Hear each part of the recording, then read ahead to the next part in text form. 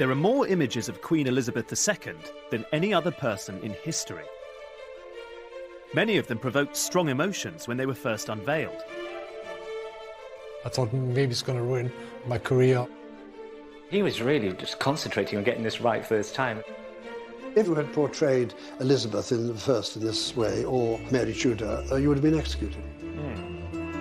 The royal portrait is one of the most powerful propaganda tools a monarch possesses. Images of regal power, dominance, and the divine right to rule. That's all very well if you're a king, but if you're a queen, it gets a lot more complicated. I'm going to discover how artists through history have grappled with painting a woman in power and what that tells us about our changing attitudes to female monarchy. This is where you get excited every time, again and again, to be a historian. Are you excited to be a historian at the moment? Well, I am, but I don't know what I'm going to see. How can a queen be a terrifying ruler in an ageing female body? When you've seen photos of her, you can't really knock just a few years off her age. We can't have this airbrushing going on anymore. And how can she ever command the same respect as a king? Look at her. She's a monster with snakes in her hair, and her breasts are long, sagging, Withered. like udders. Throughout history, artists had to summon all of their creativity and skill to strike that complex balance between femininity and power. In order to paint a queen, artists had to reinvent the very idea of painting a woman.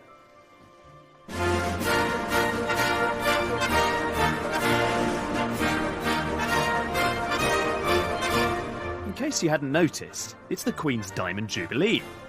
To mark it, the National Portrait Gallery show, The Queen, Art and Image, has been touring the country.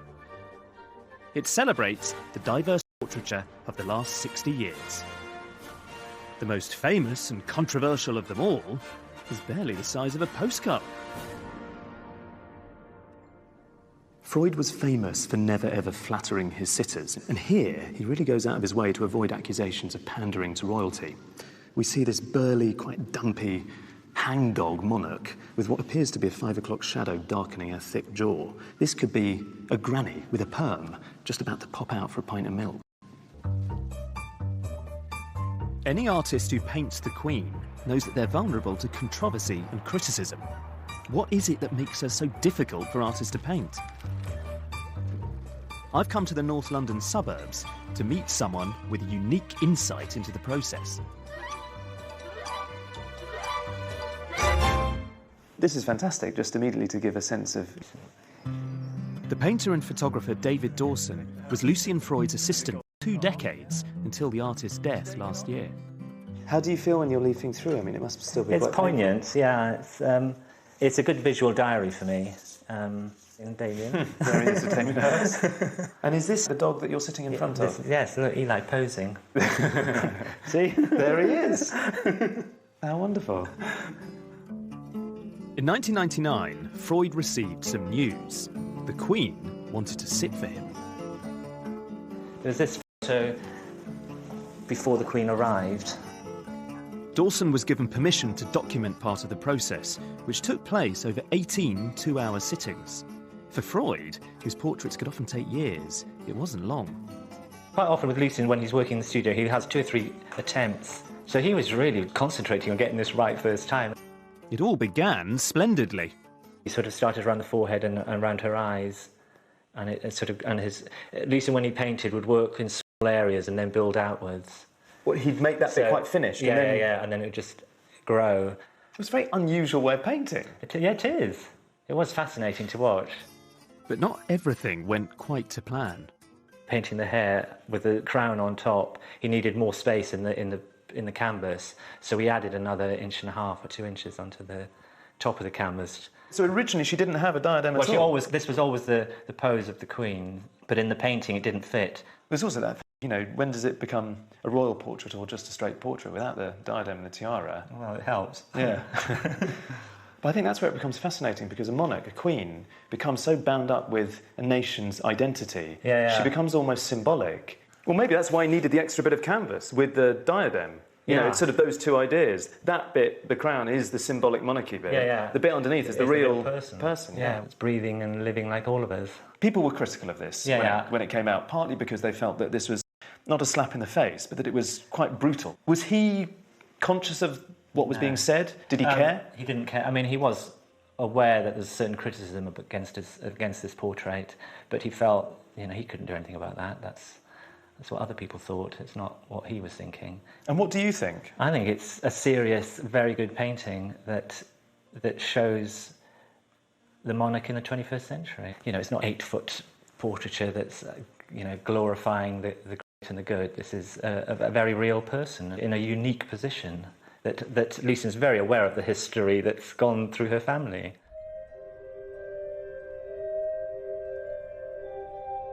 Controversy didn't begin with Elizabeth II. When it comes to making portraits, female monarchs offer some of the trickiest challenges of all, proven especially explosive and controversial combination. The royal portrait as we know it starts 500 years ago, not with a queen, but a king. In England, at the time of Henry VIII, the idea of a regnant queen was unthinkable. Women were simply considered unfit to rule. Henry VIII didn't have a male heir because 20 years of marriage to Catherine of Aragon had so far only yielded a daughter, Mary. So he was desperate to marry a younger woman. The thing was, the Pope refused to annul his marriage, so Henry's dynasty was in crisis. His solution was radical. Break with Rome and declare himself the supreme head of the Church of England. Henry would replace the Pope. It was a shocking and audacious move, and Henry had to assert his own legitimacy as well as his authority over the church, and to do that, he needed to develop some propaganda, and his secret weapon was the artist, Hans Holbein. By 1536, Holbein had become the king's painter and stayed with him for the rest of his life. Holbein's most powerful portrait of Henry VIII no longer exists because it was destroyed in a fire in 1698. But I think it's a testament to the artist's genius that more than 300 years later, it lives on as the definitive image of the Tudor king.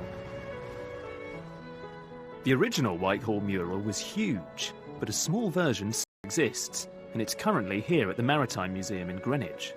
I'm going behind the scenes to try and understand the power of the original. The portrait was commissioned to celebrate the birth of a son and the assured future of the Tudor dynasty. What Holbein has created here is the archetype of kingship. Henry VIII is such an exaggerated idea of what a king could be, it's almost comic. He isn't anatomically correct. Look how broad he is, this big beast of a tyrant of a king. And just to ram home that point that he was capable of providing an heir for the nation, we see him in this sexually quite aggressive pose. And his codpiece is, frankly, enormous. And on the right, you can see the woman who's provided him with a son, Jane Seymour. She's painted in a very English tradition of how you present a queen consort. She's more passive than Henry. She doesn't look at us. Her arms aren't wide apart. Instead, they're clasped together demurely, just hovering above her stomach, above her womb, signalling that she's fulfilled her function of providing an heir for the nation. And this image would be tremendously influential. People who saw it was the last word in royal portraiture. This was the benchmark of how you could summon a sense of monarchical authority. But that's very different if you're a ruling queen, if you're a queen regnant. They had to find a new way to present themselves that negotiated a middle path in between this and this. In 1553, his son Edward VI died, and Henry's daughter, Mary, became England's first queen regnant. She needed a royal portrait, but where on earth should she start? The answers lie deep in the National Archives, hidden in a dusty old box. Check this out. Is this the one we want? Really exciting. This is genuinely a good moment, is it? This is where you get excited every time, again and again, to be a historian. Are you excited to be a historian at the moment? Well, I am, but I don't know what I'm going to see. Well, exactly. That's all part of the fun. Good. We're gloved up. So we're gloved up, ready to go. This is a document dating from 1553. So this isn't a colourful image, but it is an image that's incredibly powerful. It is, in fact, one of the first pictorial statements of female monarchy. We have here Mary pictured with the full regalia that a king would have worn, the orb and the sceptre, the ermine gown. And in many ways, the significance of this picture is what's going on from the neck up. And she's got her hair loose. Now, is that significant? It is. You might just think that was the kind of, fashion decision that she made that morning. But actually, it's loaded with significance. Now, a queen consort traditionally would have had their hair down in advance of the coronation that they would have with their husband. And what was the significance of that? Purity. Is it supposed to be I'm fertility. a young woman kind of thing? Yeah, in the same way that people would wear, white bridal gowns now. And, of course, the problem for Mary is, well, she's not just queen consort, she's actually the reigning queen. So what does she do with her hair? Does she wear white and, in that sense, is dressed like a bride? Or does she wear the gown and the ermine, the purple velvet gown that a male monarch would be? So, in a way, really early on, it's quite crude, the imagery. They're just saying, oh, God, what do we do? A queen, we'll just make her look like a king, and she's got long hair because she has to, because she's a woman. Yeah, so it's assertive, but it's ambiguous, I guess, and that's exactly the kind of problem that Mary and those around her are facing. A year later, Mary married the heir to the mighty Habsburg Empire, the future Philip II of Spain. She doesn't look at all happy. Well, she's not happy. I mean, she's staring at him like, you're just kind of on my patch. They're not kind of honeymoon portraits, are they? But this is Mary, and she's in the dominant position of the queen regnant. Philip is in the position of the consort. But the very interesting thing here is the floating crown above and between them. And if I was an Englishman at the time, I would begin to feel a bit angry months after the wedding. Then, let me show you this. See, this is exciting. What do you think I'm going to show you? I think Philip's going to take over. You think he's going to take over? That's my guess. Well, let's see. You tell me. Look at that. Read the portrait for me. He's in the dominant position on, as we look, the left. Mary's, by this point, looking, well, she's lost the blue of youth, hasn't she? There is still the floating crown, but that sword is clearly much bigger and more powerful than this sceptre. And this is really big stuff. Suddenly Philip has changed size. I mean, what the hell's going on? Who was truly wielding power? Mary or Philip? Perhaps the clue lies in a famous image of Mary commissioned by her father-in-law Charles of Spain in 1554. The original was by Antonis More, and this is one of the surviving copies. The important thing about this portrait is less Mary's pale and slightly insipid face, and more that extravagant jewel that she's wearing on her breast that was part of a gift that was given to her by Philip in the summer of 1554, shortly before they got married. So right there in the heart of the image is an emblem of the Habsburg dynasty. Even the pose refers to the Habsburgs because it's reminiscent of a very famous seated pose in familiar portraits by Titian of Philip's mother, Isabella of Portugal. Here you have Mary, the first regnant queen in English history, and rather than looking like a sovereign, she looks like a consort of an entirely different European dynasty altogether. She's been relegated from her status as a queen to that of a bride. Mary's marriage was a political necessity, but it limited her power and her portraits. It was left to her successor to pick up from where she left off. Of all the paintings of queens, it's those of Elizabeth I that truly capture the imagination. The Ditchley portrait by Marcus Gerert the Younger is one of the most famous of all. In it, she's Gloriana, the eternally youthful virgin queen.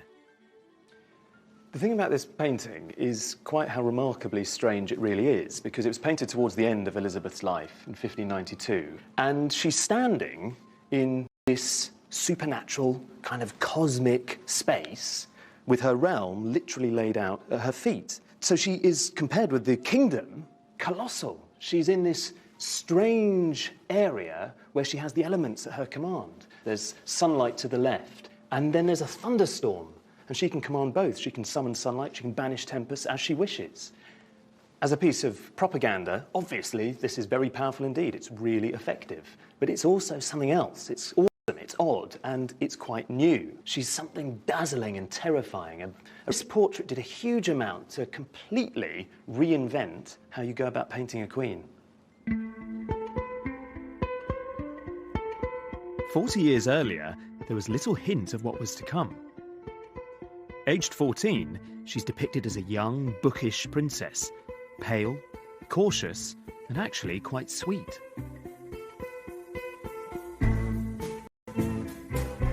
1558, when she was 25, Elizabeth became England's first Protestant queen.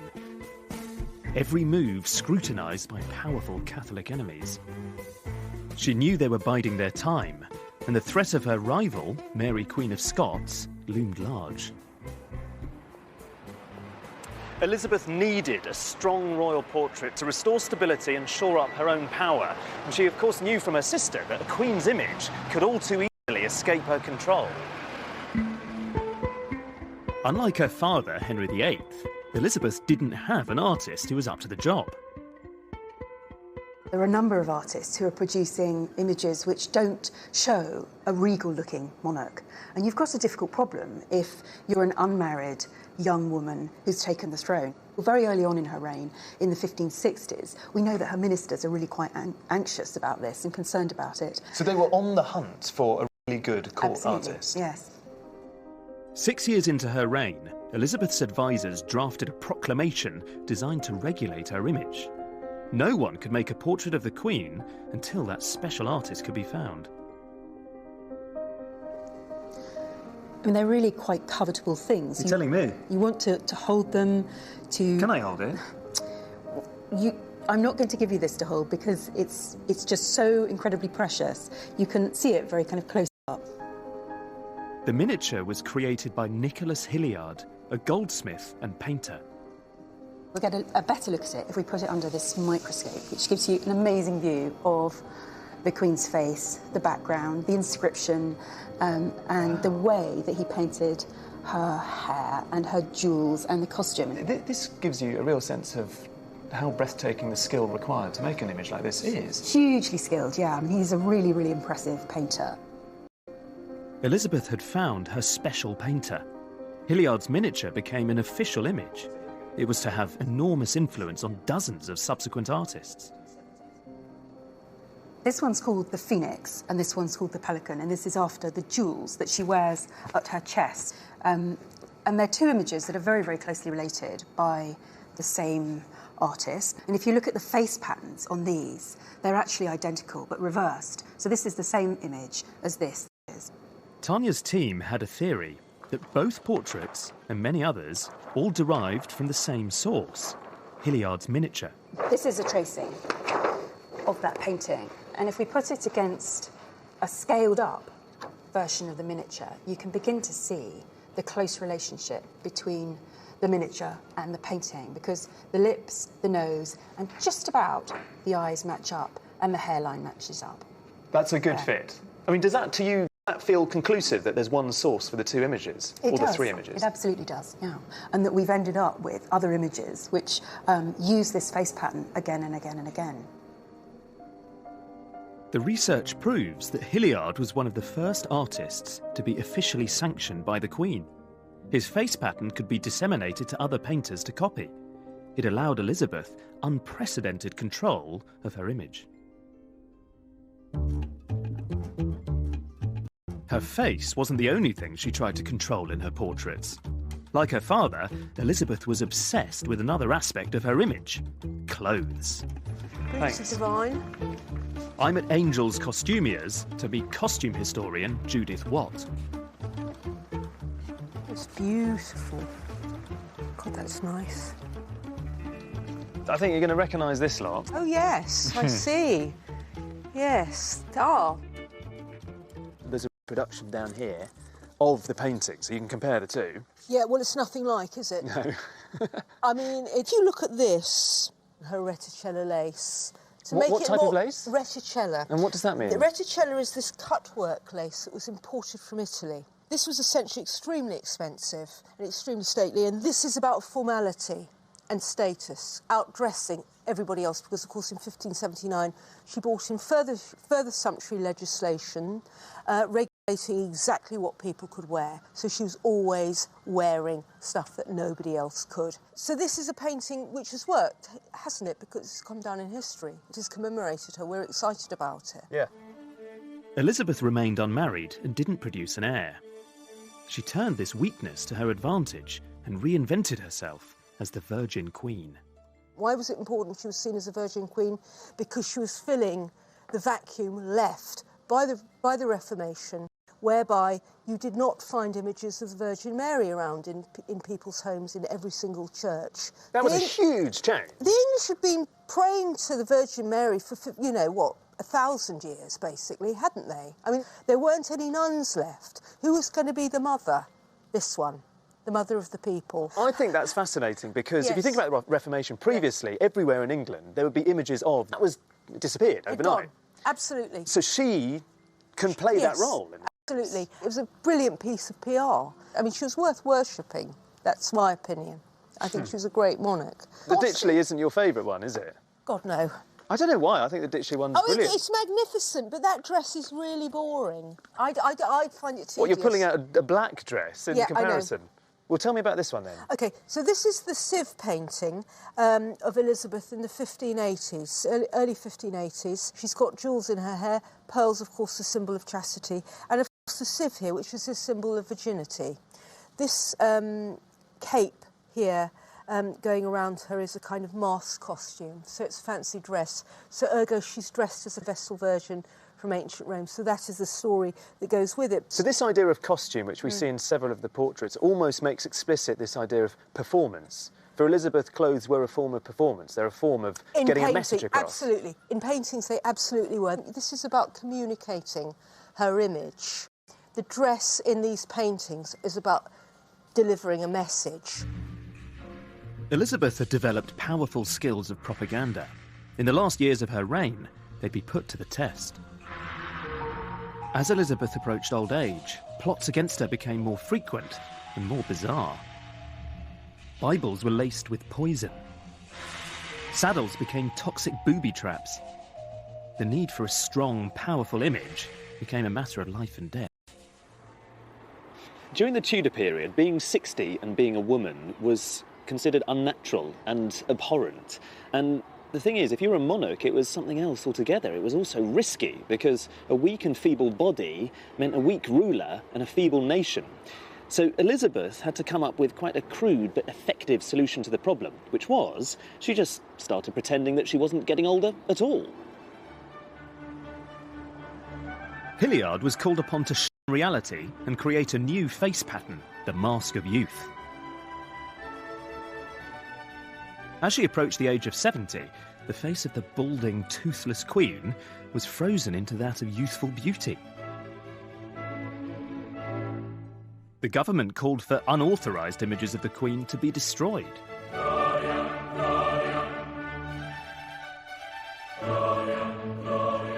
It clearly worked.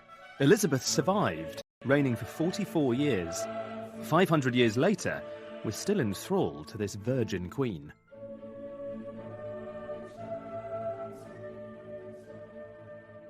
Elizabeth I died in 1603, aged 70. And for nearly 100 years, no other queen regnant ruled over England until Mary's madness and all the strangeness of Elizabeth Ditchley portrait. The way that Mary had herself represented was just astonishingly conventional and formulaic. You could even say that she set the representation of queens right back to the beginning.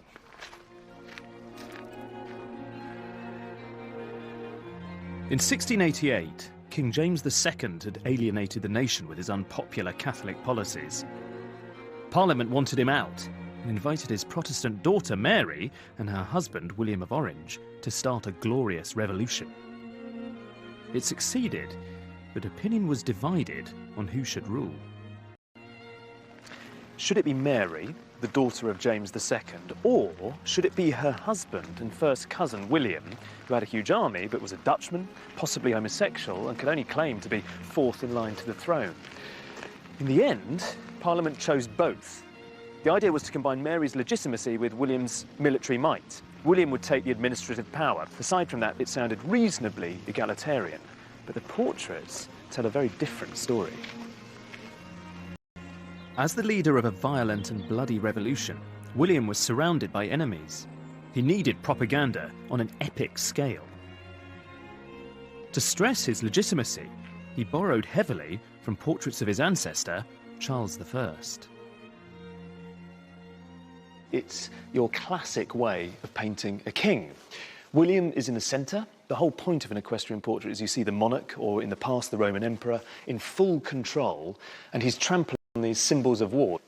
To the left, you can see Neptune. Of course, he's a very powerful god, but he looks here like a slightly faded, feeble, weakling presence compared to the star of the show, William himself. The whole message of this is a full-blown Baroque composition in which we're supposed to marvel at William's imperial prowess, at his might, at his strength, traditional masculine values associated with a monarch. In Mary's portrait, we're asked to marvel at something else entirely. This is a portrait of Mary, not when she was queen, but when she was Princess of Orange. And I look at it and feel a little bit sad, actually, because it's so deliberately confining about what women in the late 17th century could be. It's almost as though she's decked out in this kind of straitjacket of convention. There are all of these tropes and motifs, cliches, if you like, of what it means to be a woman. You have to be alluring, you have to be attractive. So we can see rosy cheeks, bright red lips, come hither eyes. Even in the background, the garland of flowers, as though she herself is another succulent bloom, something that will one day produce children. Here's a future Queen of England, court. To see what I mean, you just need to look at this, another very glamorous portrait of an aristocratic lady, which has got all of the same tropes and motifs and ideas, which is essentially about aristocratic women as sexy, almost merchandise. This image of Mary remains the template by which she was painted throughout the rest of her life. From her coronation until her death at the age of 32, Mary was celebrated in portraits for little more than her beauty. Her successor, her ungainly younger sister, didn't even have that.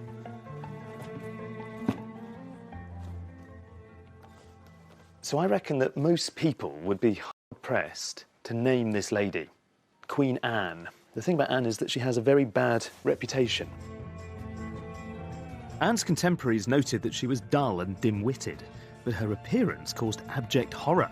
Obese and notoriously plain, she had a weeping eye and a squint. She was supposedly so ridden with gout that she couldn't even make it to her own coronation. She had to be carried to the ceremony. Let's have a look at this one. But the thing is, she ruled at the beginning of the 18th century, and this woman actually presided over one of the most exciting periods in our nation's history. The reign of Anne coincided with many great achievements. The empire expanded into Europe and America. Architecture flourished as John Vanbrugh built the Baroque masterpiece Blenheim Palace. And literature flowered, with Alexander Pope writing his groundbreaking satire, The Rape of the Lock. While Anne presided over this era of innovation, history hasn't let her claim the credit. It seems her propaganda machine wasn't in the best of shape. In Anne's coronation portrait, she sought to align herself with Elizabeth I, dressing in gold. While Elizabeth was a resplendent virgin queen, the paintings of Anne are remarkably unflattering, and even worse, they're boring. Why is Queen Anne's portraiture so seemingly dull, unglamorous and conventional? Physically, she didn't, I think, look as she might have wanted. Well, so you think she was portrait. anxious about that? Yeah, I think that there would be a real anxiety about portraying that sort of view as a queen to her subjects. It's a pre-photographic age, though. No one need know.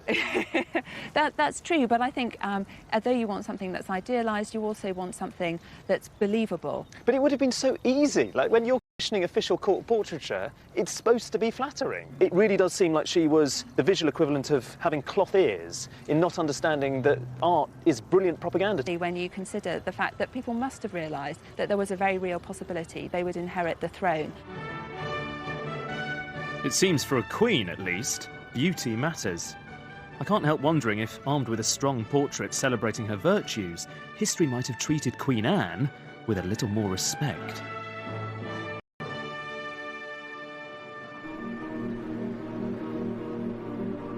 By the late 18th century, the Age of Enlightenment had transformed ideas about women. Queen Charlotte, the wife of King George III, was lauded for her command of culture and science. Yet despite all her many talents, in portraits, once again, it wasn't the Queen's intelligence that was celebrated. Charlotte was a great patron of the arts, as was her husband, who founded this place, the Royal Academy. The painter Johann Zoffany specialised in works that were refined, polished and elaborate. He was quickly spotted by the King and Queen, and this painting was his first royal commission. I think rather cleverly, Zoffany offers a whopping great clue about how we should think of Charlotte herself, because if you look at the composition, her form and the colour of her dress is mirrored very clearly in this triangular whitish, silverish dressing table to her side. So Zoffany is not stressing her power as a queen consort. Instead, he's stressing her femininity. So I would call the tone of the painting a piece of elegant sycophancy, because it's really well done, but it is an official commission. Unfortunately for her, she wasn't always going to be depicted in such an alluring, elegant and beautiful manner. In reality, contemporaries thought Charlotte exceedingly plain and increasingly ugly. Unluckily, her reign coincided with the golden age of satire. This is a far cry from Zoffany. Look at her. She's a monster with snakes in her hair, long, scaly, and her breasts are long, sagging... withered. Like udders. And she's protecting Pitt's private parts, because it was said of Pitt, who never married, he was stiff with everybody except the ladies. And so here is Charlotte protecting the Prime Minister, but not depicted in a tall, friendly way. And look how Charlotte is depicted again, with her ragged, jagged teeth. Very ugly. Very, very ugly, with a prominent nose. And this was a depiction of a queen that was never very popular. So she was fair game to satirists? Perfect game. But I'm intrigued about the novelty of suddenly the disrespect paid to a queen, which is something new. If I think you had portrayed Elizabeth in this way, or Mary Tudor, you would have been executed. No question about that. And you would have been executed twice. You would have done Henry VIII that way. No trouble at all. Authority. So this is a reflection of diminished power for the Hanoverian crown. Yes, the Prime Minister of the day was a very, very important figure, and the Cabinet was important. And slowly the power was being transferred to those people who had elected mandate. Yet Charlotte was facing more than the loss of mere power. By the late 1780s, her life was at stake. Here is Louis XVI executed in France. And here is the possibility of George III being executed. And here is Charlotte strung up on a lamppost with the Prime Minister in St James's. So there were a number of crises threatening Britain at this time. There were great crises. Yes. There was real possibility of revolution. All the crowned heads in Europe were worried they were going to be guillotined. In France, the King and Queen had alienated their subjects with their overblown absolute monarchy. To survive, the British crown needed a new kind of image, as far away from this as possible. In 1789, Charlotte, still reeling from events in France and her husband's madness, was asked to sit for the artist Thomas Lawrence. Just 20 years old, this awkward young man offended her instantly. Lawrence had a problem on his hands. The Queen insisted on sitting for him while listening to her daughter read to her, but she appeared totally bored and grim-faced and a bit severe. So in a bid to enliven her expression, he asked, not unreasonably, if he could engage her in conversation. But Charlotte considered this a terrible presumption, and she refused to sit for him again. It would take all of Lawrence's innate talent to transform his stony subject into someone who appeared animated and warm. To find out how he did it, I'm going behind the scenes at the National Gallery to meet Larry Keith, Director of Conservation. X-rays reveal Lawrence's charcoal drawing from the first and only sitting. I'll just move this up so you can see. I don't know whether you think it's fanciful, but she looks more bored in the X-ray, and here she's a little bit more alive. I'd certainly agree that there's movement in the mouth and there's a bit of adjustment, particularly the contour of the upper lip, that could be consistent with what we know to be the difficulty he had getting a likeness that was pleasing. It's interesting knowing a little bit about the sitting, and the X-ray allows us to see that transformation. The whole surface is animated and alive. And that's to do with the way he's actually putting paint down, as we can see. Yes, I think the X-ray, to me, suggests the way in which he was able to add a bit of sparkle and to animate from that one sitting. Sparkle's a good word for it. Yeah, absolutely. The thing that interests me about it is this kind of way that he could combine this amazingly expressive bravura brush handling and yet harness that within an image that, was striving for a decorum appropriate to a portrait of the Queen. Every era has to decide where those boundaries lie. It's certainly true that with her hairstyle, it seems. It is a bit mad, eh? King George had missed the point. Thomas Lawrence was a genius. I find it unbelievable that someone who was only 20 created this, because it's been painted with such assurance. There's such an enjoyment in the whole idea of using a brush and oil paints in the first place. But Lawrence has injected everything with this brilliant spirit of informality. Yes, there are the classic tropes and ingredients of good old-fashioned royal portraiture, the big swag of drapery, the sense of a platform, but there's nothing overly grand here. The swag of drapery is just a curtain. She's not really sitting on an elaborate throne. It's just a very plain and simple chair. We're not in the presence of someone who's been allowed to rule by divine right. And if you think about when this was painted, suddenly the informality of the image makes sense, because this dates from 1789. Think of what was going on in France. The Bastille had fallen. All of a sudden, if you were a queen, it was imperative that you didn't look overly extravagant and grand and regal and out of touch. In the last years of their reign, George and Charlotte not only kept their heads, the sober, pared-down monarchy won them new adoration from their people. 50 years later, by the reign of their granddaughter Victoria, the great monarchies of Europe were disappearing fast. In Britain, dissenting voices were loudly questioning the very notion of royalty. Victoria took Charlotte's image of a humbled monarchy and ran with it. Queen Victoria was the first ruling female monarch whose children survived childhood. Unlike Charlotte, who was a consort, Victoria had to portray herself as both a mother and a ruler. It was quite a tricky path to negotiate, but Victoria turned that weakness into a strength. She realised that the role of mother is the one trump card the Queen has over a king. One painting didn't just transform the idea of the Queen, it delivered her image to a completely new audience. The Royal Family in 1846 by the German artist Franz Xaver Winterhalter. If I'm honest, it's not very fashionable to say you like a painting like this one. It's done in a very suave, quite cosmopolitan 19th century style. Technically, it's a virtuoso piece of painting. And to modernise, it almost feels a bit slick. But the thing is, I find this really charming.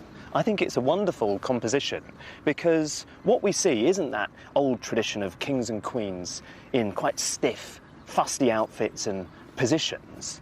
Rather, we have Victoria and Albert surrounded by their kids. She has her arm around the eldest, Bertie, the future Edward II. And then to the right, you have this really beautiful mini group within the larger group of 3 daughters. Quite a clever detail on Winterhalter's part is that there are 7 people in the group. Only 2 of them look out directly at the viewer, Victoria and the infant. And subtly, Winterhalter is aligning those 2 protagonists. This is about a queen who's as much a mother as she is a monarch. The following year, the painting was displayed at St James's Palace. Lord Palmerston, the future Prime Minister, declared it the finest modern painting he'd ever seen. 100,000 visitors queued to see it. That was just the beginning. Thanks to the revolution in printing, the image would be mass-produced. These were very easy to obtain. There were some print shops that said that 70% of all the sales that they made were of images of Queen Victoria. And domesticity is the idea that the royal family are really trying to project here. Victoria was desperate to court an influential demographic, the middle class, newly furnished with the right to vote. In 1860, she gave permission for the first official set of royal photographs, specifically aimed at her new middle-class fan base. When the first ones went on sale, 60,000 were sold just in the first couple of days. And the wholesale price was 3p a portrait. That isn't really very much, even in the 1860s. It's like you've invited the Queen into your home, and she's there on the mantelpiece, because these are not images of power. The royal family don't want to laud it at this stage. I think that they have reached the conclusion that ordinariness is the key to their survival. As Victoria's reign continued, she reached a new obstacle: her age. After Elizabeth I, no queen had lived beyond the age of 40 until Victoria. Perhaps the secret to her long life was her favourite tipple, Scotch in her claret. Cheers. Tastes good. I think it tastes good. Obviously, it's got a kick. It's, if you are a drunk, this is a good drink. She probably had one of these to celebrate the Diamond Jubilee. I think she had quite a few, and I think she had quite a few in general. Victoria didn't turn down a little drink.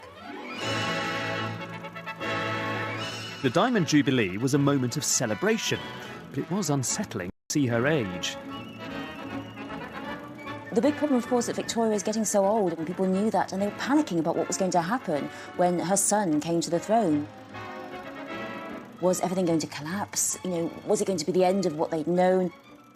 And she was this great queen. She'd been on the throne for 60 years. By the end of her reign, she was so excited, but underneath it, the empire was crumbling. How could Britannia rule the waves if a quarter of its population lived in destitution?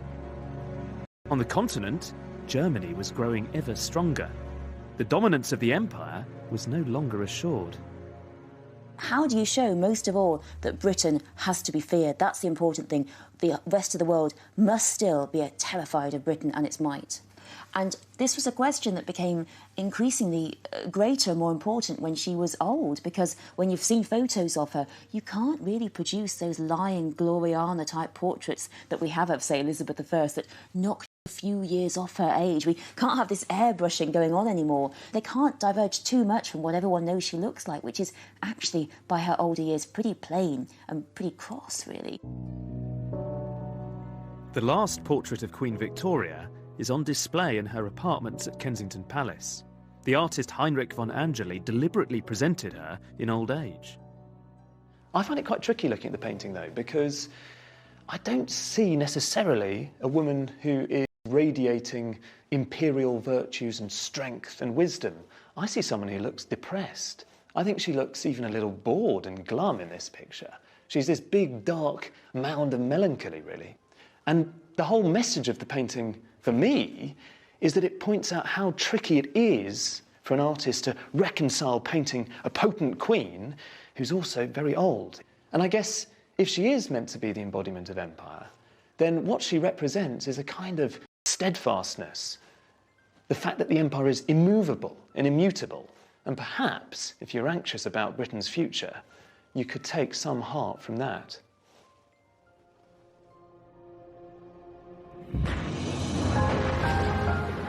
Over the next 50 years, the empire was to change beyond recognition. The Second World War saw Britain bankrupted and diminished, trailing behind America and the Soviet Union. Throughout, King George VI had proved a strong figurehead, inspiring enormous affection.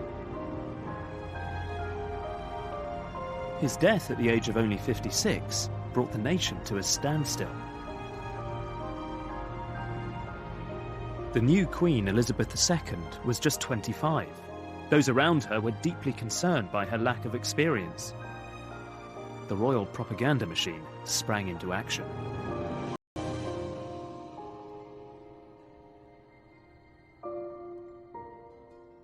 This is a very famous picture of Elizabeth on her coronation day, taken by the society photographer Cecil Beaton. This is a piece of patriotism of old. Elizabeth is wearing the imperial state crown. She's decked out with jewels from every corner of the empire. If you look very closely, you can see the Queen, the new Queen, is wearing these enormous drop pearl earrings. And those earrings actually once belonged to Queen Elizabeth I. He's trying to summon a vision of a new Elizabethan age. So as a piece of visual rhetoric, Beaton's photograph is extremely persuasive, but its DNA, its vocabulary, if you like, owes everything to the queens who preceded Elizabeth II.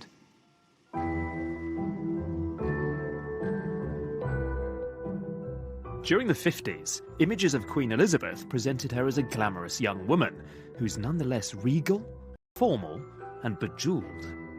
But youthful beauty could only take her so far.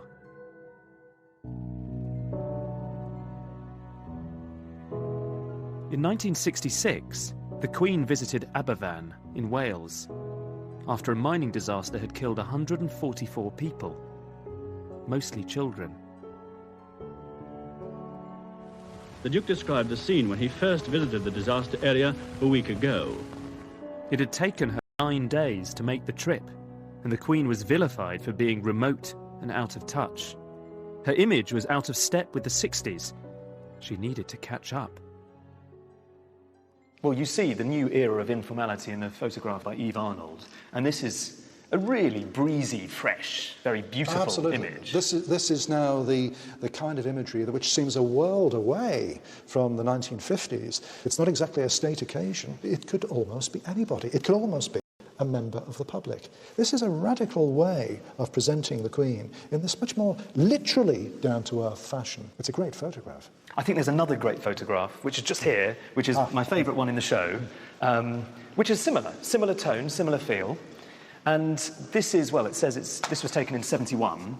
And where is she? She's actually on the Britannia. This is a photograph taken by Lord Lichfield. They're just crossing the equator, and the tradition is that you duck a member of the crew and soap them down. And that's what happened to Lichfield. He kind of expected it and had a waterproof camera at the ready. Really? And so when he bobbed up, he caught the Queen laughing spontaneously at this hilarious moment. I think what I love about it is that she looks so chic and glamorous. And I like just formally, I mean, it's a very sort of spare image behind. It's beautifully composed. I think she has very cool sunglasses, picked up in the porthole. There's a lot going on. I think what this photograph really does is address the notion that queens have to be very serious and po-faced and rather glum figures, and all of that is consigned to history, and instead what you have is someone who is vivacious and enjoying themselves.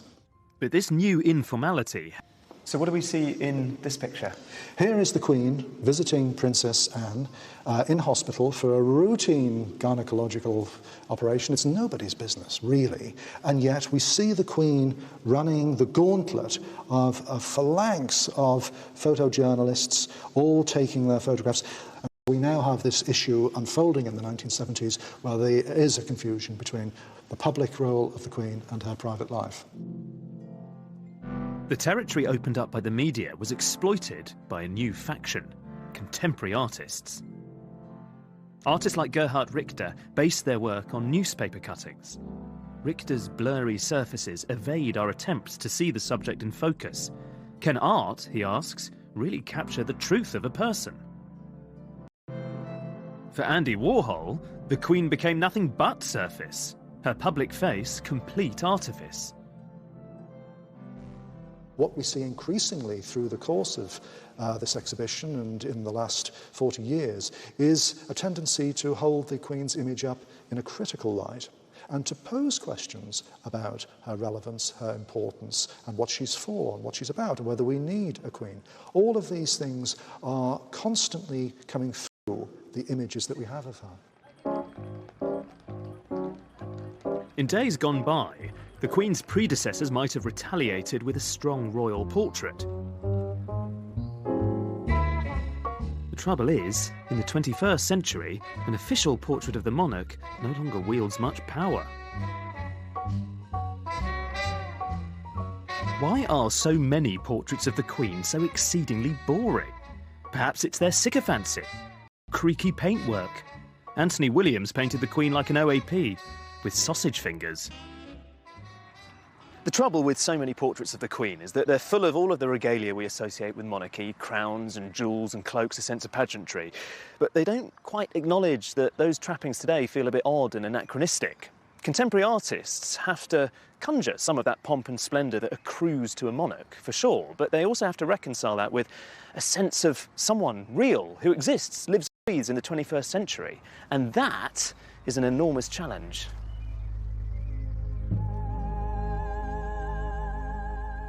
Thomas Struth is one of the leading contemporary artists of his age, photographing cities, families, and science labs with precise, almost forensic detail. He's certainly not known for taking on celebrity commissions. Can I ask you a little bit about what it's like to take on a royal commission like this? Is there a risk, as a contemporary artist taking on this commission, that you might lose credibility almost? All the time.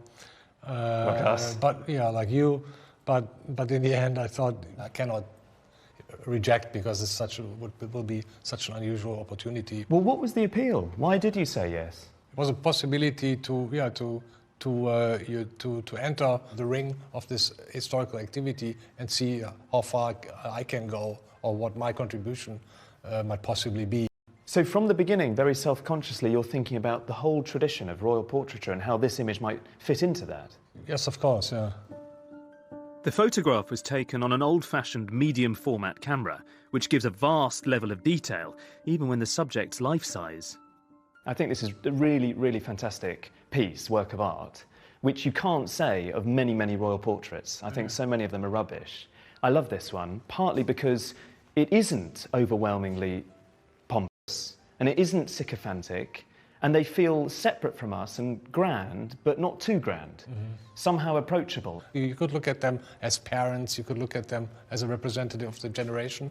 Grandparents? That they are, and they are actually the same age as my parents. Well, so in a sense, you've created a portrait, a sympathetic portrait of a generation that has had its time in a sense, but you're not brutally sort of removing that picture at all. I mean, of course, it's also a strange situation because Queen Elizabeth is powerful, more foggy and less determined manners than a queen or the kings of England have been before. So now it's a question of celebrity, fame. It's a very undefined energy. Warhol, all about surface in that sense. Yeah.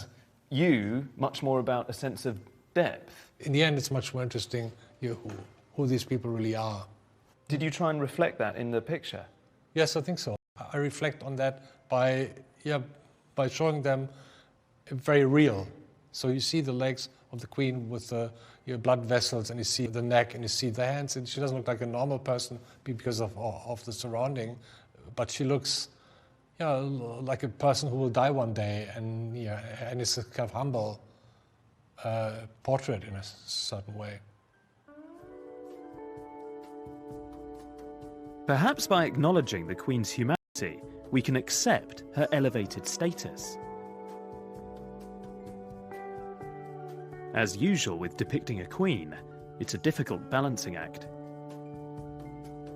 Over 500 years, artists have had to negotiate power and femininity, reconciling the roles of virgin, mother and wife with being a monarch. In the 21st century, it's become even more complicated. Hierarchical, we're more informal, and thankfully today we no longer feel troubled by a woman ruling over us. And all of that means that contemporary artists now face a new challenge, which is how in the 21st century to go about making a convincing modern portrait, not necessarily of a queen, but of a monarch at all.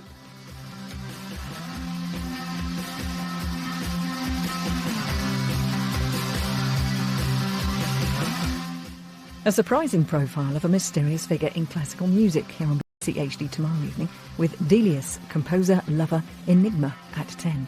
Next, though, it's an extra large helping of QI.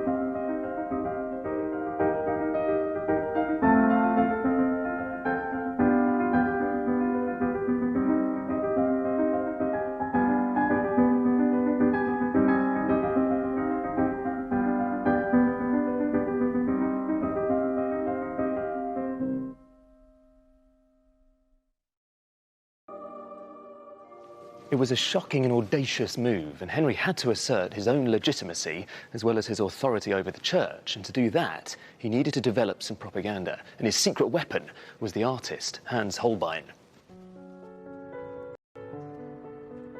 By 1536, Holbein had become the king's painter and stayed with him for the rest of his life. Holbein's most powerful portrait of Henry VIII no longer exists because it was destroyed in a fire in 1698. But I think it's a testament to the artist's genius that more than 300 years later, it lives on as the definitive image of the Tudor king. The original Whitehall mural was huge, but a small version still exists, and it's currently here at the Maritime Museum in Greenwich. I'm going behind the scenes to try and understand the power of the original. The portrait was commissioned to celebrate the birth of a son and the assured future of the Tudor dynasty.